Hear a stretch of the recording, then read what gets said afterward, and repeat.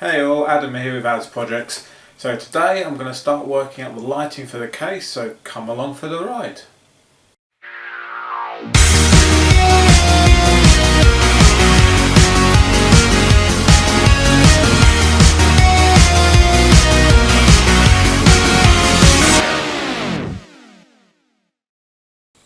Okay, so as you can probably have guessed, the case is quite big and my desk is quite small. So I'm going to go over what I'm planning to do, then I should be taking the case off of the desk, putting it on the floor, and then just going to an overview of me constructing all the components that I want to do for this. So the plan is to put LED strips across the top, side, bottom and front. I'm probably going to put some behind these panels as well. Now I'm individually wiring all of these and sleeving them as well. That did pose a problem in that when I actually thought about that in a bit more detail, I realised I didn't actually have any sort of marshalling board or anything like that to do this with, so I've actually jumped on eBay today and bought a few extra bits. So I'm going to wire them all up without their tow ends and then put them in the case, and then once the bits arrive do a final connector boards, power supply. I've bought a project case for it as well, which should sit nicely in the case out of the way. So yeah, let's crack on. So some of you may remember these from yesterday. These are the LED strips that I'm going to be using. Now I went to the extra effort to get on a black PCB. That's one of the reasons I had to wait for it as well. My aim with that is I'm hoping the black will blend into the case better and make it disappear. I'm not sure if that's going to happen. I'm confident that it will, but that's yet to be seen. Now the eBay listing for these are 300 LEDs, 12 volts, 5 amps, which should equate to 60 watts. Now I'm not going to be using the entire length of this, I'm going to be cutting it back. I've also got to make the power source or power supply for these as well. I have ordered a few extra bits off of eBay purely because after I realised what I was going to be doing in a lot more detail, I suddenly remembered I didn't actually have any of the connectors or boxes to do this as well. So I'm going to wire these up ready, and then I'll go back to putting the connectors on, back to making the power supply, and then actually putting them in the case. For now I will turn this on. I have no idea what it's going to look like on the camera to you guys, but we'll give it a try, so bear with me one moment. Now, to me, that's a very nice deep orange. Looking at the camera screen as well, yeah. As you can imagine, this is getting quite hot. I'm not running it at the 5 amps, I'm actually running it at just under 2. So, just to give you an indication of how bright this actually is. I will turn it off because these are getting very hot. So, my plan is to start cutting these to length now. I'm going to start taking some measurements, running out the lengths, cutting them and wiring all together. For wiring them I'm going to be using good old Alice and eBay to the rescue again. So I got these 10 meter lengths of, I think they're 24 AWG, don't quote me on that. Doesn't actually say on the cable, I don't know. Let's have a look.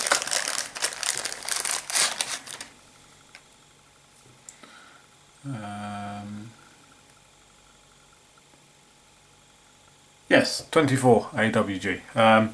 So it should be more than adequate for the small lengths I'm actually doing for this. Well, if not, we'll find out. It will probably melt and burn itself to pieces. Should that happen, then I will know that it's not thick enough. Yeah. So 10 meter lengths for Alice, I will drop that in the video description. I've also just noticed the camera zoomed in slightly, not my intention. Apologies if I'm going out of focus a little bit. So got wiring for that. I have a sleeving that's going to go around the cabling. Now I've got this in a 5 meter length, again off of eBay. It was only about £1.85. I have the heat shrinking, which I'm going to be putting over the ends of the sleeving just to keep it nice and tidy, and also add a bit of colour to it.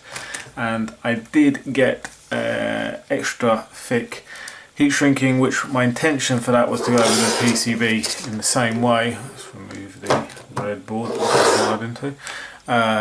to go over the PCB in the same way that it's come out of the factory.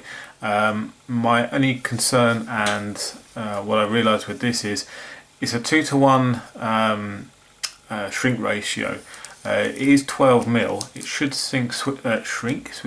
shrink down to 6, but I'm not entirely certain that that's actually going to grab the sleeving as it goes round, so I may end up having to add a little bit extra on this just to bulk it up to get it to grab. Failing that, I have actually ordered off eBay today some 8mm stuff which should shrink down to 4mm, so I will replace it if need be at a later date. However, that's the plan.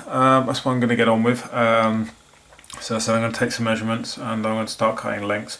I'm not going to put the case back on the table again and record it. It's just too big for me to do anything. I could do with a bigger workspace. As you can see at second, I'm already somewhat limited by the amount of space I actually have, so all good. Right, I shall be back shortly. Okay, so I have the measurements I want. Annoyingly, one of the inner lips of the case isn't the same diameter as the others, so the tape is a very, very tight fit and requires some force to get it in there, so I'm not entirely sure what I'm going to do with that yet. However, I will cut them, make them and see what happens. So add the lengths that I need. Annoyingly, the cut lines on here don't line up with them, so I'm going to have to cut them a bit shorter. Not necessarily a bad thing anyway, on the basis that I need to do the heat shrinking on the end anyway, so it gives me a little bit of play to get the cables out. So let's come to size. Now the top and bottom are obviously the same length, 54 centimeters. Now I'm going to measure these out. I did do a quick test. You notice I've cut the ends off already. So that's 30 and 54 would put that, where are we? 54 would put that right in the path of a resistor. So I think what I'm going to do is take it down a little bit, cut it there where the actual cut lines are, because any further forward I'm not going to get it in at all. So I'm going to cut these down and yeah, hopefully they fit.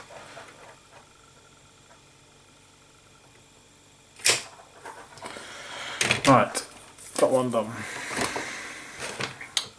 Might as well do the other length as well, to the same as that as I'm here. I'm actually quite looking forward to doing this. I'm getting it in the neck slightly, in that the machine that I showed you, what had been built, is being used for VR at second, and I've had it up here, not in use. So yeah, I'm well and truly in the doghouse. Side measurements, 47. So 30. The nice thing about these are they cut every 3 LEDs, which is nice. 47, that would put it there. Which again is right on top of the LED, it's not going to work. Now interestingly, I've noticed that actually the cut line here is actually where they've soldered it. So all I'm going to do is desolder this, take it off and continue with the run. Now fortunately I've already got my soldering iron on because I spotted this earlier. So we should just be able to, I'm going to need desoldering wick or the pump. As the pump is at hand, I'm going to use the pump. Now I don't like using the pump, however in this application it should be fine. At least it gets the majority of the solder off for me to be able to actually pull these apart. That didn't work.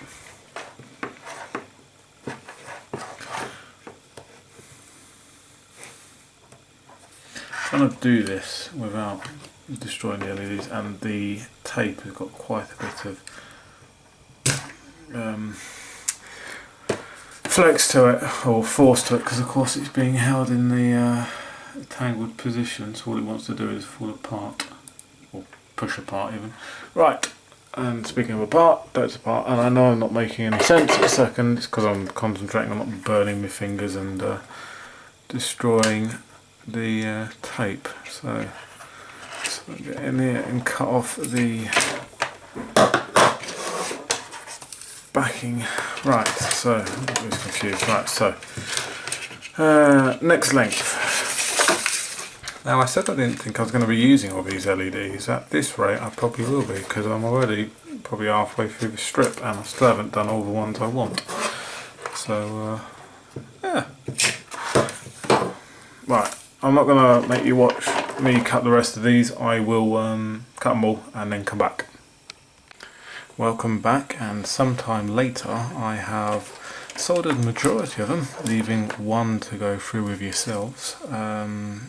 I haven't tested any of these yet, nor have I braided them or put them in the heat shrink. I will do that tomorrow, purely because time is getting on and I have work tomorrow. So let's finish the last one. Now these weren't too bad to solder actually.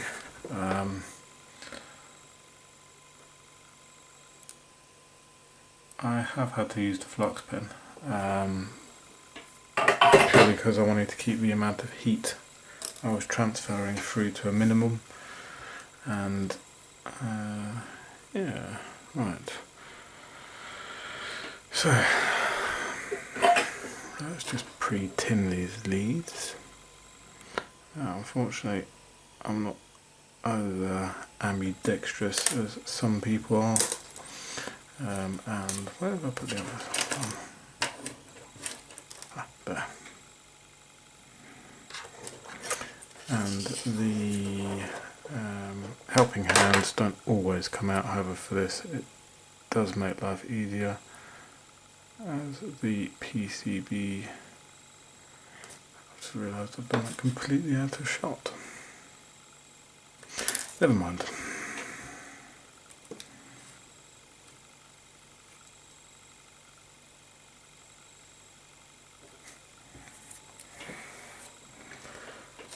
It's getting late and I'm tired.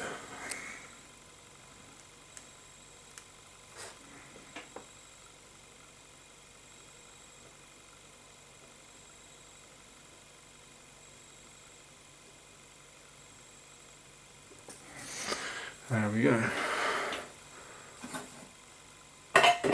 Right, I suppose I could throw these into a board quickly and just test. No, I can't, because I've tidied all that away. Oh, there we go. I shall leave that for tomorrow then. So, as always, take care.